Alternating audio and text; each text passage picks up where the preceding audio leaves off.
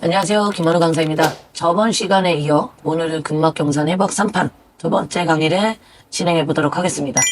우리가 지난 강의에서는 근막경선의 기본 개념과 근막이란 무엇인지 간략하게 살펴봤는데요.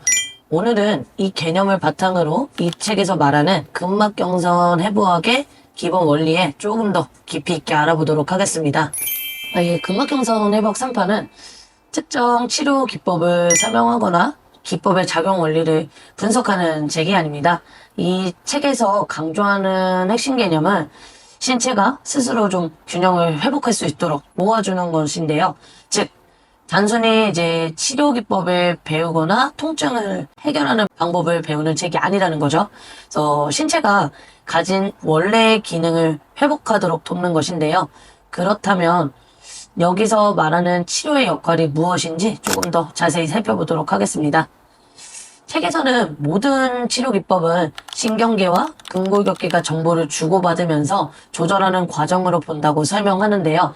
즉, 신체는 단순히 외부의 힘에 반응하는 게 아니라 스스로 좀 정보를 받아들이고 이를 조정하면서 균형을 유지하는 특성을 가지고 있습니다. 그래서 이 개념을 이해하면 왜 새로운 치료법을 찾는 것보다 기존의 치료 기법을 최적화하는 것이 더 중요한지 알 수 있습니다. 지난 100년 동안 도수치료 기법이 전통적인 기계론적 관점을 기반으로 발전해 왔다고 설명하는데요. 여기서 기계론적 관점이 무엇을 의미하냐면 인체를 마치 기계처럼 분석하는 방식을 이야기합니다. 예를 들어서 과거의 해부학자들은 좀 근육을 기시와 정지를 따라서 힘의 작용을 분석했고 지렛대 원리를 적용해서 근육이 움직이는 방식을 이해하려고 했습니다. 하지만 책에서는 이러한 접근 방법이 한계를 가지고 있다고 말하는데요.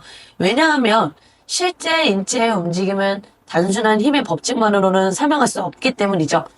그래서 이거를 조금 더 쉽게 이해할 수 있는 예시를 하나 들어보자면 만약 축구 선수가 공을 찬다고 가정을 해보겠습니다. 페널티킥을 차요. 우리는 물리 법칙을 적용해서 공이 어떤 방향으로 얼마나 멀리 날아갈지 계산할 수 있죠. 그런데 만약 축구 선수가 공 대신에 살아있는 큰 개를 찬다면 어떻게 될까요? 살아있는 개는 공처럼 단순한 물리 법칙에 따라서 움직이지 않고 스스로 외부의 자극을 인지하고 스스로 반응을 결정하죠. 즉, 이 얘기는 단순한 힘의 법칙만으로는 살아있는 개의 움직임을 예측할 수 없는 거죠. 이것처럼 인체의 움직임 또한 단순한 물리 법칙만으로는 설명하기 어렵다라고 이야기합니다. 그래서 우리는 외부 자극을 좀 인지하고 스스로 조절하며 반응하기 때문인데요. 이게 바로 근막경선 해부학이 기존의 기계론적 관점에서 벗어나 신체의 전체적인 조정과 반응을 고려해야 한다고 주장하는 이유입니다. 이제 근막경선 개념이 어떻게 발전했는지를 살펴보도록 하겠습니다. 책에서는 레오나르도 다빈치의 해부학적 접근을 언급하면서 그가 단순히 근육을 기계적 요소로 분석하지 않았다고 설명하는데요. 오히려 그는 근육과 신체 구조를 유기적인 연결망으로 이해하려는 관점을 취했다라고 합니다. 그래서 그의 해부학 스케치를 보면 현대의 아나토미 트레인의 개념과도 좀 유사한 구조적 흐름을 보여주고 있는데요. 즉, 우리가 근막경선을 이해하려면 단순한 해부학적 분석이 아니라 신체를 좀 전체적으로 바라보는 관점이 필요하다라고 얘기하는 거죠. 책에서는 이런 20세기 초 과학의 패러다임 변화를 좀 설명하면서 이러한 변화가 도수치료와 좀 어떻게 연결되는지를 이야기합니다.